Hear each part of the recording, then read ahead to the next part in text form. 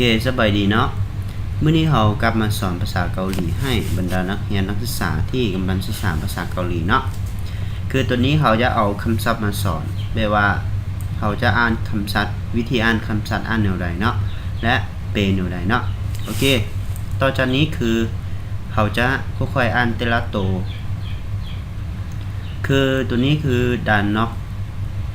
ะแปลว่าคำศัพท์ฮางกุดก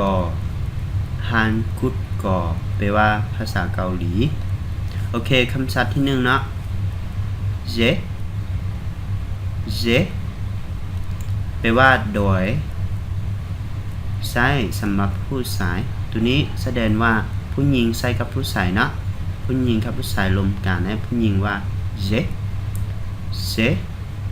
โอเคคำศัพท์ที่สองเนแปลว่าโดยใช้สำหรับผู้หญิงก็คือว่าและมีความหมายว่าผู้หญิงกับผู้ชายรวมกันนะและผู้ชายเป็นผู้เว้านะเว้าลมๆไปผู้เดียวผู้ชายเห็นดีหลายนะและผู้ชายว่าเน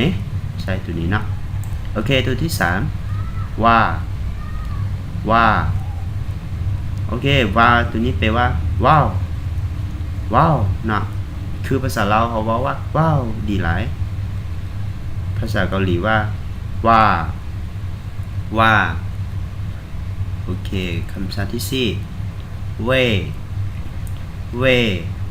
โอเคเวตัวนี้แปลว่าเป็นหยังเป็น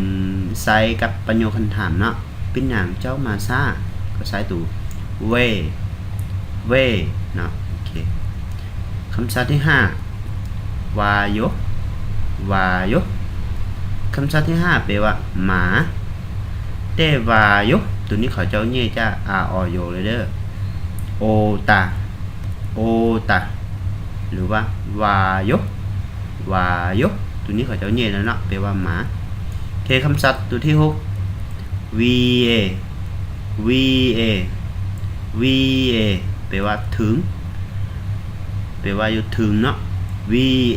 โอเค a ตัวนี้มันเป็นคำสร้อยของสถานที่หรือว่าเป็นในเวลาใช้บอสถานที่มันใช้ a เนาะ va a ตัวนี้ผมมีคนหมายเนาะเป็นคำสร้อยชื่อเนาะโอเคคำศัพท์ตัวที่7เววอยแปลว่าคนจำหรือว่าไอคนจำmemory นะ memory ภาษาอังกฤษว่า memory ของหัวสมองของเขานะโอเคเววอย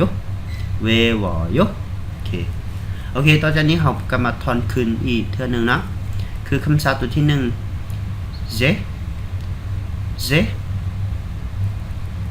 แปลว่าโดยคำศัพท์ตัวที่2เนก็แปลว่าโดยแต่ใช้สำหรับผู้หญิงนะศัพท์ตัวที่3ว่าโอเคแปลว่าว้าวโอเคศัพท์ตัวที่4เวแปลว่าเป็นหยัง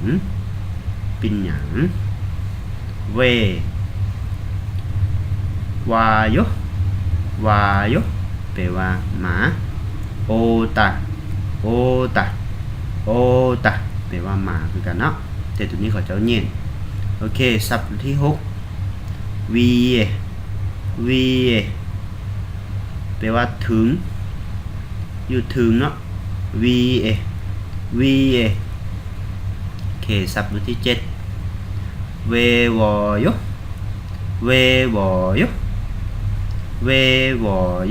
แปลว่าคนจังโอเคเฉพาะคำศัพท์ตัวนี้พ่อเรียนมาเท่านี้เนาะต่อไปพ่อจะเจอคลิปต่อไปโอเคขอเข้าใจ